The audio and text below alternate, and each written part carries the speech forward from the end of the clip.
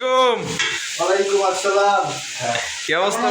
আলহামদুলিল্লাহ। মামা কি রান্না করেন আজকে? আজকে তো গ্রানে অস্থির। হ্যাঁ মামা, আজকে মুরগি রান্না করবো।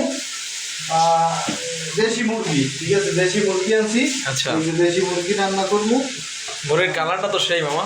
হ্যাঁ, কালার দেশি মুরগির স্বাদ তো আলাদাই থাকবে।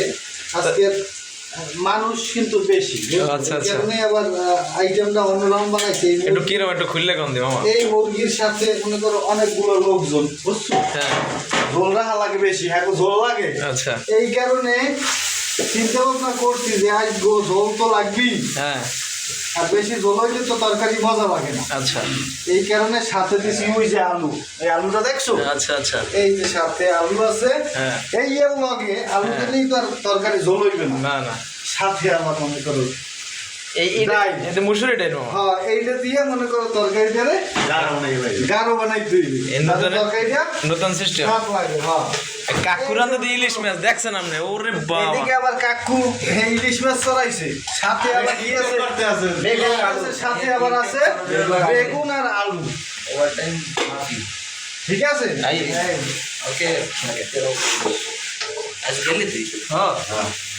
আচ্ছা, ঠিক আছে কিনা? ওরে কালার রে মনে করো বোঝা যাইতেছে না যে রান্না করা শেষ, মাত্র কিন্তু দিছি। হ্যাঁ, এদিকে রান্না কিন্তু মনে হয় যেন হয়ে গেছে। হ্যাঁ, মনে হয় যেন হয়ে গেছে। আর কিছু হয় না, একটা সিগারেট টান দেওয়া লাগবে তো। হ্যাঁ, সিগারেটও টান, কিছু কিন্তু এর মধ্যে সব পড়বে। এর মধ্যে সব পরে দেবে। হ্যাঁ, এর মধ্যে সব পড়বে। দুই টুকরা দেওয়া যায় না? দেখছো? ওরে মামা, দেশি ইলিশ মামা। হ্যাঁ, একবারে তরতাজা দেশি ইলিশ। এটা বরিশাল মনে হয় ইলিশ। যে ফ্রিজের মধ্যে বছর দুই আছে রে। একবারে তরতাজা ইলিশ মাছ, ঠিক আছে? এই যে। হ্যাঁ, ইলিশ মাছ মামা, আমি একটা ঘেরান। তরকারি দেওয়া মনে হয়ে গেছে। হ্যাঁ, তরকারি হয়ে গেছে।